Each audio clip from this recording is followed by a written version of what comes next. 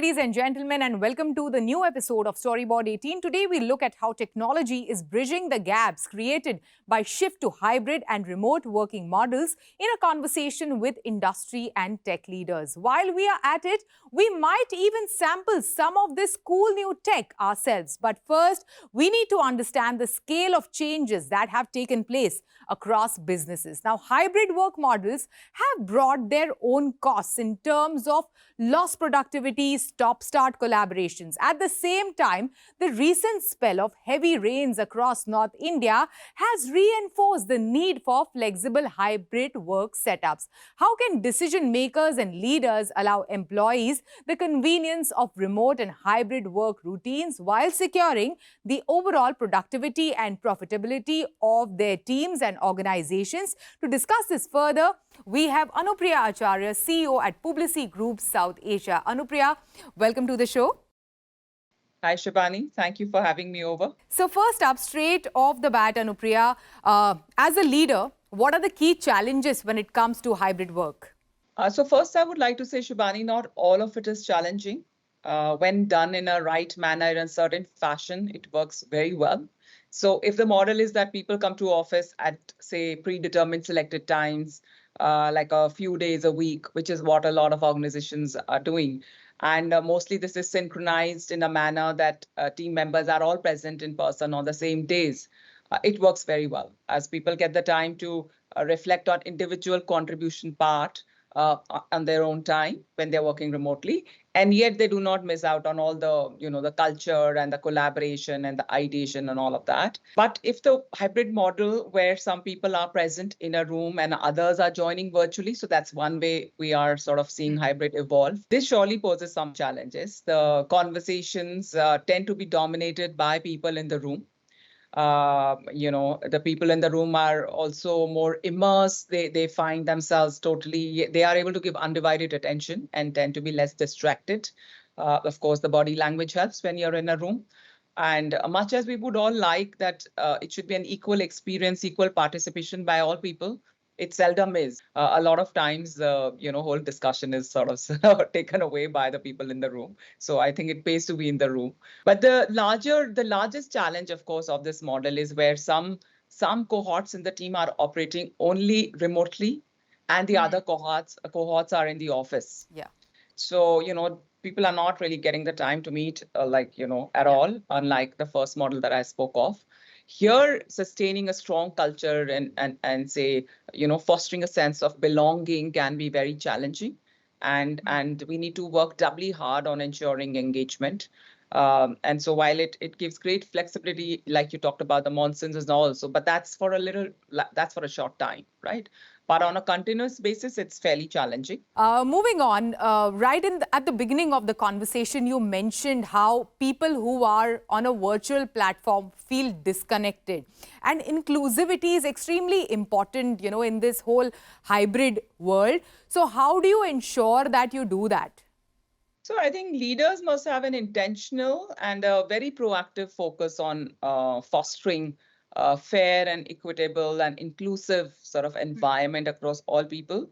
So there are a couple of things we do. We run like several trainings and sessions with people and managers and leaders on recognizing their sort of hidden biases or unconscious biases and how to overcome them with their teams. So this way they are more conscious if they carry any biases. They build a culture of inclusion across their teams. And this is something that we cascade throughout the organization. The other thing that we do is also run a lot of focus groups and regular surveys at different stages of an employee's journey.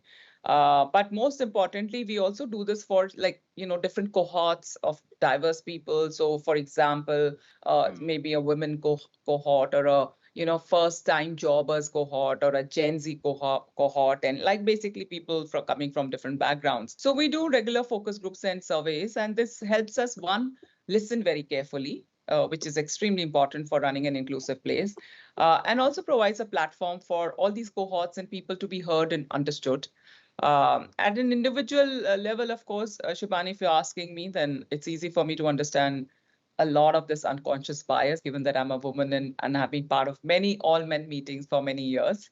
So I mean, if I'm so, for example, let's say you talked about conducting meetings. I'm conducting a meetings. I try and make all people belong to the meeting. That's very important. And also, like at times, maybe nudge people who are at the periphery or not leaning in. It's very important that one can navigate discussions where we do not end up taking views only of the more outspoken people, because that's one of the key things that you will always see in group dynamics. And people who are getting a little sense of unbelonging or not belonging, typically you'll see that are not that participative.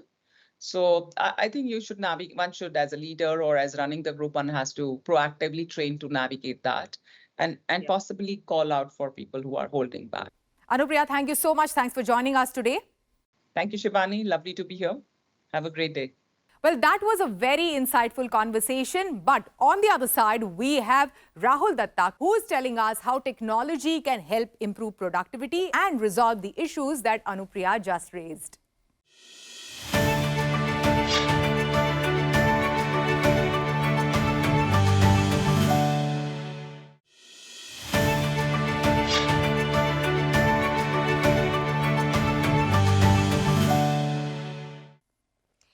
And welcome to this special edition of Storyboard 18. I'm Shibani Gharat. We have just concluded an insightful discussion with the bigwigs of India's media and advertising industry, exploring ways in which inclusive technology can help improve productivity in the coming age of remote working and hybrid work. To further examine the potential of technology to bridge gaps in the hybrid remote working model, we are joined in by a very special guest today, Rahul Dutta. Rahul, welcome to Storyboard 18. Hey Shibani, thanks for having me here. Good to see you. Let's take our seats. Sure. Rahul, we have heard the challenges that the CXOs put forth when it comes to hybrid working. If you can share with us, also highlight some of the challenges that, the CXOs that you interact with have put in across to you. And also, what is the future of hybrid work? So Shibani, we've done a survey with about 20,000 people across 11 countries. And I could relate to some of the remarks that our panelists were saying earlier before. The survey shows that there are about 82% of the employees that's saying that we are working more than ever. But there are only about 17% of leaders that they believe that hybrid work will gonna actually work for them. Now we call this a productivity paranoia. There is a reason for that. Now imagine a typical conference room. You see a clunky table in the middle, you see projector on one wall, you see a whiteboard on another. You require about 5 to 15 devices to ensure that you will be able to do a meeting. Even after that, people who've joined that meeting remotely are not able to collaborate real time with people sitting in the room. And that's the reason why I believe that future of hybrid work will be successful only when we'll make it collaborative. So I believe inclusivity and collaboration are the two cornerstones of hybrid work. And if we don't include that not only in our HR policy, but also in the way that we interact with the tools and technology that we use, I don't believe that hybrid work will going to be truly productive. And that's the reason why I see that, okay, most of the leaders are right now paranoid in terms of the productivity or the output that they get out of this model. And many of the issues or concerns that you raised right now, with your conversation with these CXOs are addressed by the product, right, that we have over here. But today, when it comes to hybrid work, organizations have so many tools and tech at their disposal. How do they really ensure which one is the right one for them? Look, I think there are 3 or 4 pillars which are very important for any organization. Number one is security. You need to have devices which just works with the security protocol and the security systems that you've already invested in. So if you're already on Windows, if you're already on Azure, if you're already on any of the Microsoft system, I think Surface works best because it gives you a complete security. Sustainability is also a very important part. We right from the product design to the product software, we make sure that at every step we have carbon footprint savings that we can give you. So sustainability is a very important point. The third point is about just manageability. You know, how do you just get the system in and plug and play? Now, if you look at this device, what it has is it got integrated with everything that you need to do a meeting anywhere. Sure. Comes with an integrated camera, Yeah. a normal camera and an AI camera which can sense the room. Comes with a speaker, a barely visible mic. Most importantly, it comes with a whiteboard. Now that's something which is very intuitive when you're doing brainstorming or collaboration meetings, right? So in a typical conference room, you go to a whiteboard, you scribble something, and then you put your camera towards it to ensure that, you know, people who've joined remotely can see it. And now is a time that, you know, you don't need to think outside the box. Like, you need to question, why do you need a box? Why do you need a conference room or a setup? Sure. Right? Just to kind of do that collaboration. And that's the area where this comes handy. Yeah. Now, like I said, digital whiteboarding, where you are doing something on this, where people in the room can see it, people who joined remotely can see it, and both of you can do a whiteboarding together. Now, that's something which is very important. Plus, it got templates. So, you've got post-its, you've got other templates for other kinds of meeting which are all ready. And guess what? You don't have to click pictures and then, you know, worry about will you lose this data or not, right? You just, you know, can send all the data that you've scribbled through here, through email, through anything. The second most important thing that you talked about is, at this point of time, integration on convergence is very important. How you're converging your total digital stack with all the technologies that you're using, that's very important. And you heard about AI. There's been a lot of conversations on AI. Yeah. Now, AI on cloud, where it gives you a lot of those features over a period of time, plus a AI on client, which is the endpoint device, that's a mixture. That's a perfect mixture for any company right now. Now, imagine you're doing a Teams meeting on this device with the new AI feature on our Teams platform. What it does is basically gives you the complete summary of what the meeting was all about. So you don't have to take the minutes of the meeting. And everyone gets it, even someone who's remote working. Correct. And even if you're not able to attend the meeting, what you will get is the top points, what was being discussed in the meeting. So that's the power of AI on the software. And on the power of AI on the device itself, for example, if it has a camera, it can sense if there are two people talking, suddenly there are 3 or 4 people that come in, everybody will come in the frame. Yeah. It will zoom out automatically. The audio features which are there in some of the Surface devices are also calibrated to ensure that your voice is very clear. Yeah. Right? So you've seen well, you heard well.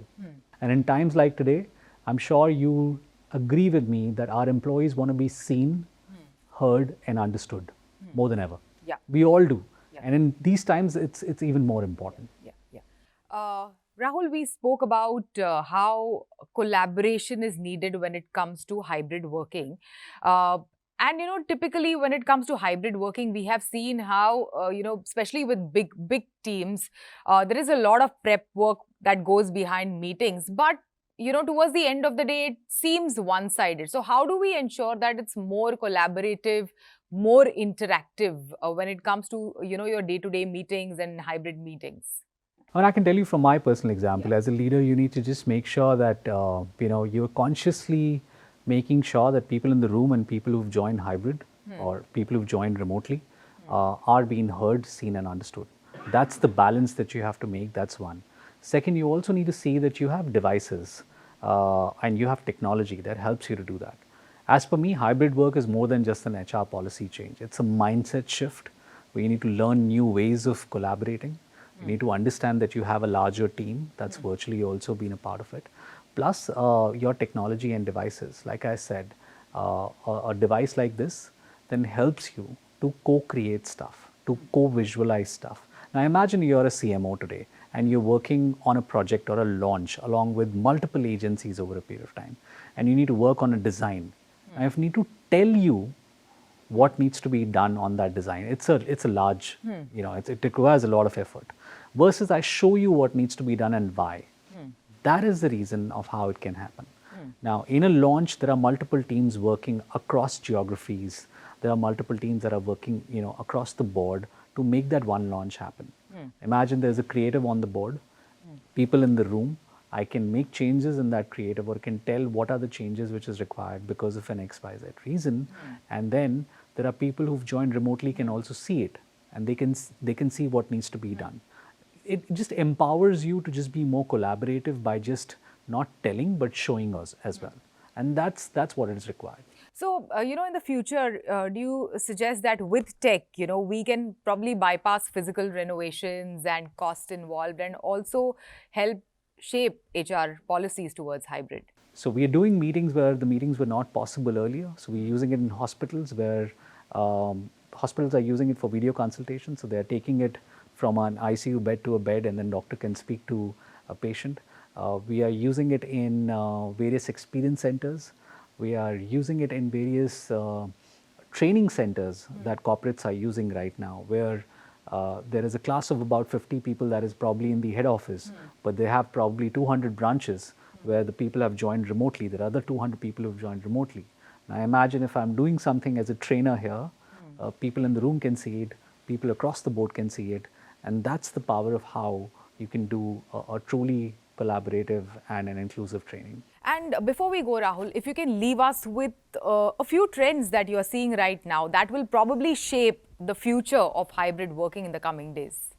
Well, I'm seeing that technology being your co-pilot, that's the trend that's going to be enabled by AI very soon. And that's what we're seeing. It's a collaboration of your software along with the AI capability and your hardware along with the AI capability coming together to make sure that the basic drudgery of work which is there, like for example, you're doing a meetings, but you need to remember to take the meeting notes and send it out, right? Those kind of stuff will be taken over by AI.